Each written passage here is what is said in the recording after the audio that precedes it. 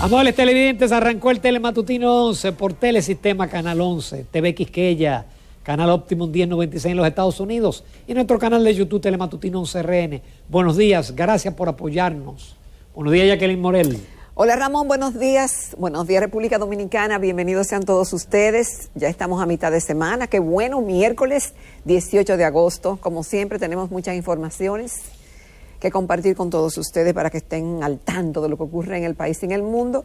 Hoy tenemos la participación del licenciado José Leonel Cabrera, mejor conocido como Nené Cabrera, quien es el encargado de los proyectos especiales del Poder Ejecutivo.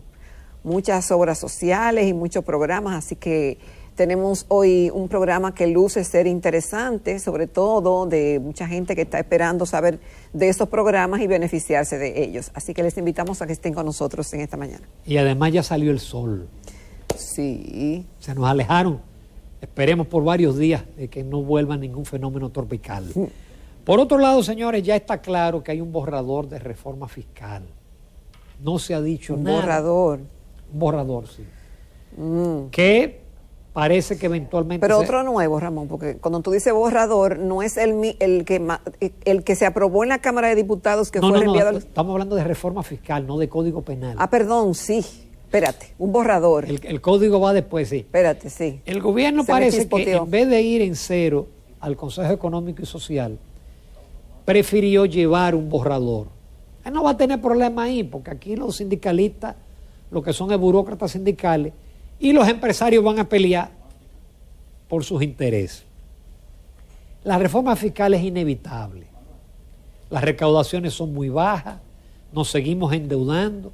Lamentablemente en el gobierno pasado, en el 16 y el 17, 2016, fueron los mejores años para una reforma fiscal porque estaban dadas las situaciones internacionales y locales. La gran pregunta, y tú te la estás haciendo, Jacqueline, es ¿a quién va a gravar esa reforma fiscal?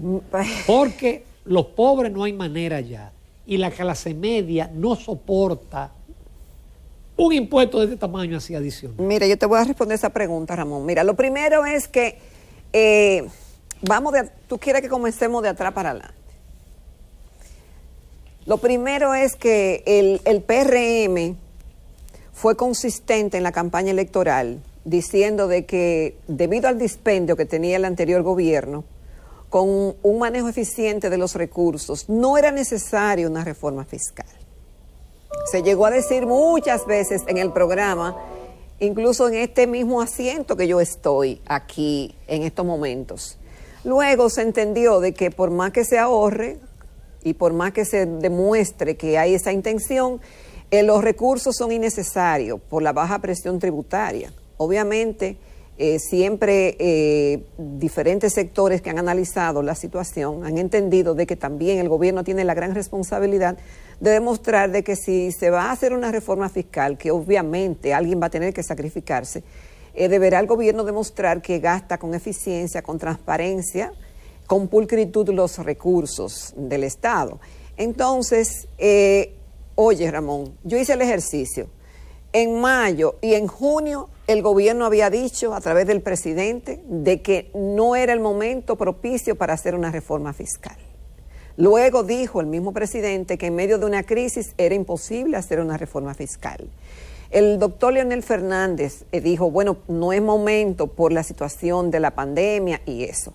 Ahora yo me pregunto si 3 meses después, Ramón, ya estamos en un escenario diferente que podemos hablar de esto. Después se dijo que no, que se iba a hacer un borrador, pero que era la aplicación para el 2022.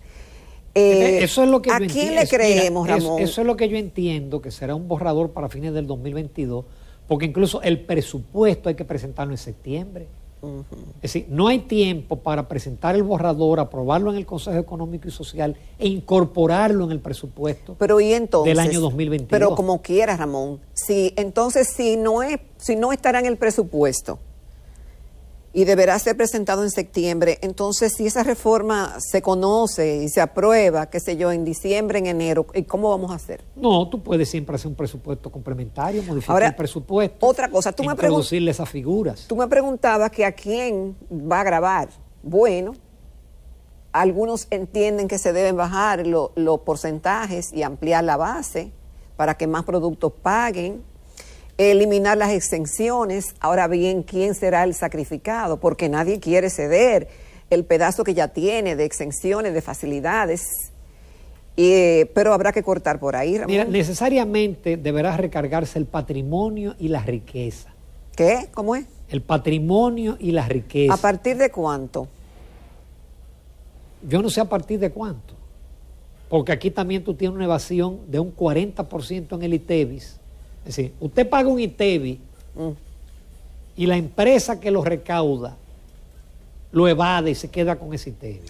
Pero entonces, aquí hay una evasión de un 60% en el impuesto sobre la renta, porque los únicos que pagan impuestos sobre la renta en este país son los empleados que se lo deducen los patronos. Ahora, Ramón, pero entonces ese sería un ejercicio interesante a hacer. Bueno, primero, tú tienes... Pero es que la evasión, eso fue lo que intentó Jacqueline el gobierno pasado y no le dio resultado. Si no le dio resultado, parece que no hay manera de reducir la evasión. Bueno, y ahora mismo han dicho que han aumentado las recaudaciones, que han reducido evasión también, pero parece ser que no es suficiente. Mira, por más vuelta que tú le des, nuestra presión tributaria no pasa de un 14%. La presión tributaria promedio en América Latina es 21%. Solo Guatemala tiene una presión de 12%. Entonces, con 14%, si tú tienes que dedicarle 4 a la educación, 3 y pico al pago de intereses, justicia, salud, Fuerzas Armadas, entonces no queda. Ahora, a mí me gustaría, Ramón, que antes, que conjuntamente con ese ejercicio se le dijera a la población, se nos explicara qué se va a hacer cuando se aumenten las recaudaciones, qué se va a hacer cuando se tenga más presupuesto, cuáles son las obras que se van a privilegiar, cuál es el compromiso que hace el gobierno con la población de que si van a pagar más y qué modelo de país con ese aporte mayor de reforma de presión tributaria, de presión fiscal, es que vamos a desarrollar.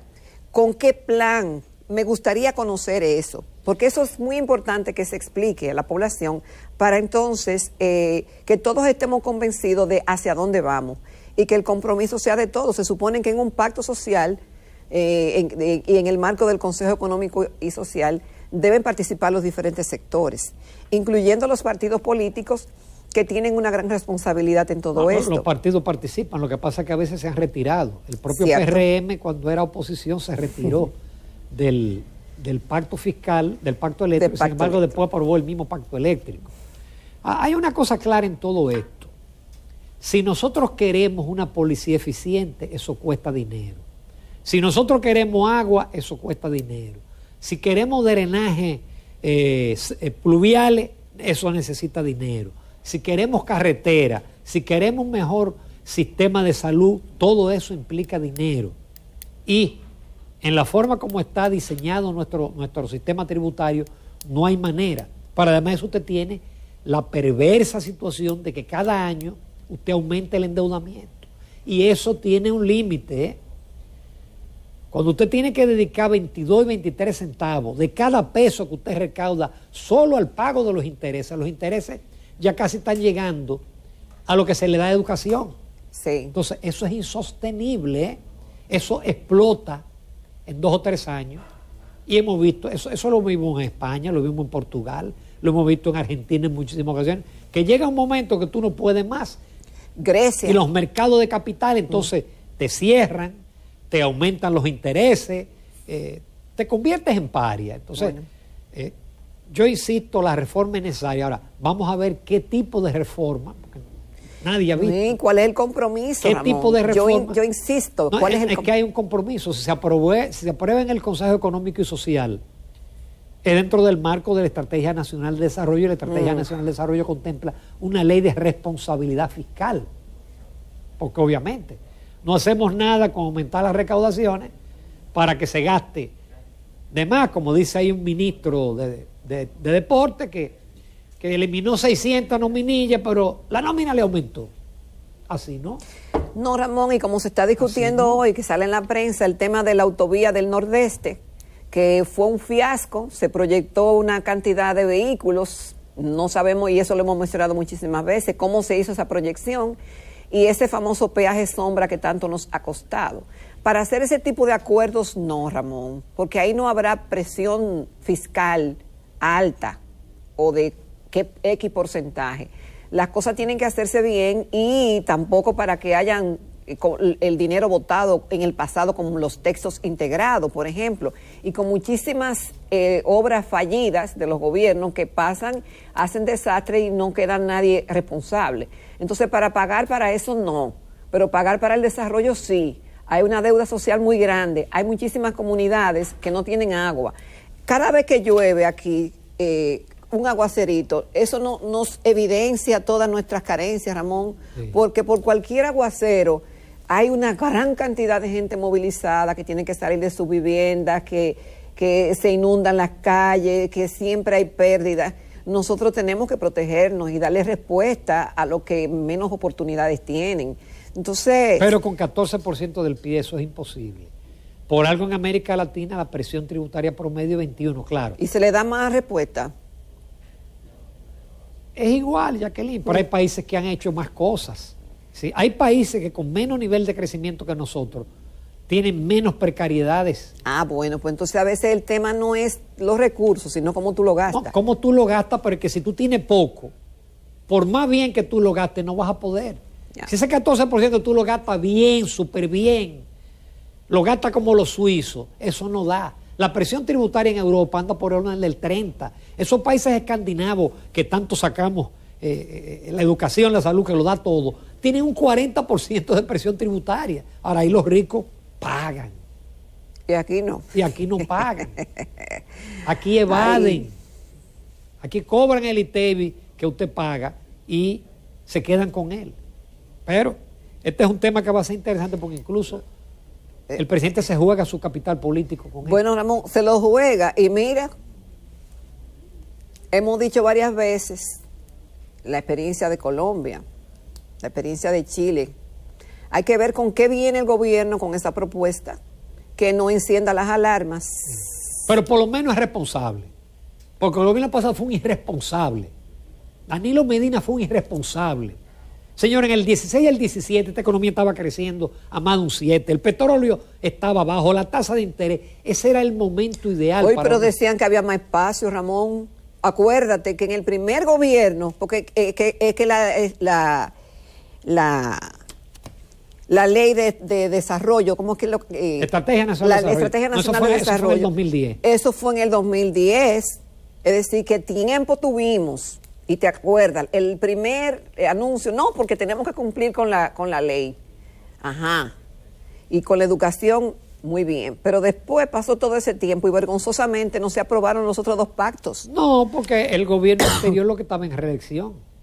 Y siempre las reformas fiscales tienen un costo político, eso es inevitable. Ahora, yo lo que sí reconozco es la responsabilidad del presidente Abinader, que ha decidido no posponer esto, sino enfrentarlo.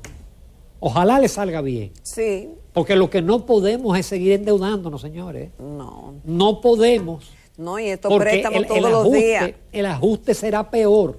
No, es que ya no hay más, no hay espacio para más. Dentro de todo esto, no vale reforma fiscal si seguimos gastando 1.200 millones de dólares cada año en el tema eléctrico. Y hay un tema ahí del Banco Central de certificado, deuda de 800.000 millones, que también eso hay que resolverlo. Óyeme, nos cogimos mucho de este tema. Es que ese tema es un tema, además de apasionante, ese va a ser el tema. El discurso del presidente esta noche, bueno, hay que esperar a ver el que el presidente va a hablar. Él trató muchos temas en el encuentro con los medios del Grupo Corri, porque ahí aparece la imagen, pero vamos a ver. Finalmente hay un tema internacional que yo quisiera tratarlo rápido porque no lo hemos tratado y que involucra tanto dolor para las mujeres. Porque los Estados Unidos, tras 20 años en Afganistán, gastando 300 millones de dólares cada día, no pudieron pacificar ese país, no lograron que ese país progresara y ya se retiraron como se retiraron de Vietnam, dejando enganchados. Eso es la gente. Esas son gente que eran colaboradores, que eran traductores, que eran tratando de irse en aviones. Y lo peor viene para las mujeres, que ya se habían liberado, ya vestían sin la necesidad de la burka, ya estaban estudiando, todo eso va para atrás. La burka, las mujeres no pueden salir de la casa solas, tienen que salir con el esposo, es decir, Es una desgracia lo que le viene a ese país por la irresponsabilidad de las grandes potencias. Bueno, Ramón, esto le ha costado la popularidad a su nivel más bajo del presidente Joe Biden, que tiene aproximadamente, perdió 7 puntos y goza con el 46% solamente de aprobación de la población adulta. Y 3 de los demócratas más poderosos en el Congreso, en el Senado, le han pedido explicaciones al presidente Biden por la caótica retirada de las tropas, que le ha costado miles de millones de dólares a Estados Unidos y a una población y a un mundo que esperaba otra respuesta y mejor dicho, otros resultados después de tanta inversión y todo lo que ha implicado todos estos años esa ocupación. Son dramáticas las imágenes que vemos, sobre todo en Kabul, donde los talibanes han entrado y han acabado con décadas de la intervención estadounidense, que, como dijimos anteriormente, costó más de $1 billón al gobierno de los Estados Unidos. En 2 semanas ellos cogieron todo Afganistán prácticamente sin resistencia del ejército. Finalmente una noticia positiva. Que algo bueno. Sí, en esta pandemia se han hecho muchos spots de televisión de diferentes instituciones sumamente hermosos y llamando al optimismo, tanto en el sector privado como público. Entonces, hay un spot del Popular que se llama El Lado Positivo y que fue premiado en la categoría de Servicio Público del Año de la 18ª edición de los prestigiosos premios Steve Awards, por el mensaje que envía, el tema musical, etcétera. Y ese tipo de cosas hay que destacarlas. Muchas instituciones aquí se han hecho spots sumamente preciosos, levantando el optimismo en momentos que han sido sumamente difíciles para el país. Así es. Neney Cabrera es nuestro invitado. No se lo pierdan, en pocos minutos.